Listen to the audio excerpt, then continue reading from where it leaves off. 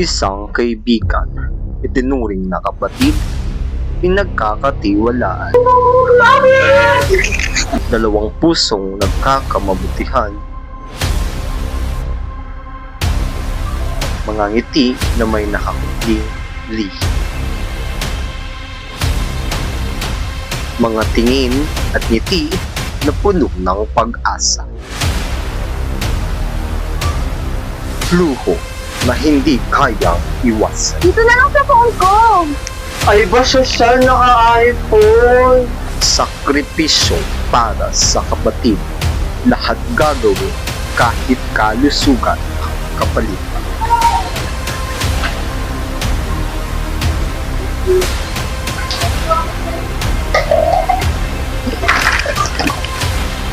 Sukdulan ang katigasan. Ano ang kahahantungan? Huwag kasi ipilit kung hindi kaya, di ba? Ikaw may gusto nito na mag-aral ako. Kaya panindigan mo.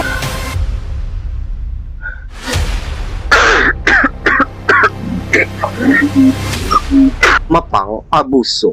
Walang respeto. Ginaganito mo na ako?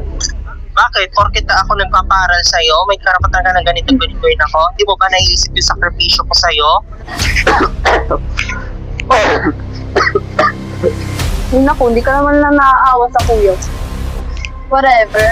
Hanggang kailan tatagal ang mga ngiting puno ng lihi at panlilinlang?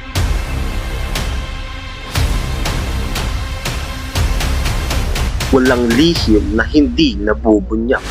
Oras na para manindig. Anong bestie-bestie ka dyan? Anong meron sa inyo ni Jonathan? Hanggang kailan mabubulag ang isang ito? Hanggang kailan kakampihan ang mali? May pinagmanaan pa lang talaga si Nathan. Manang-mana sa narin niyang walang modo. Buot, galit at paghihinagpis. Niloloko mo ba ako? Paano niloloko? Alam ko. Merong relasyon kayo ni Megan. Paano mo nalaman yung sa amin? Mga sinungaling. Ano bang ginawa ko sa inyo? Paano kung huli na ang lahat para ipadama ang pagmamahal? Kakayanin kaya niya ang susunod na kabanata? Paano ba ako, kuya? Kuya! Patawan! Pagkakaibigang hindi kayang ipagpalit sinuman.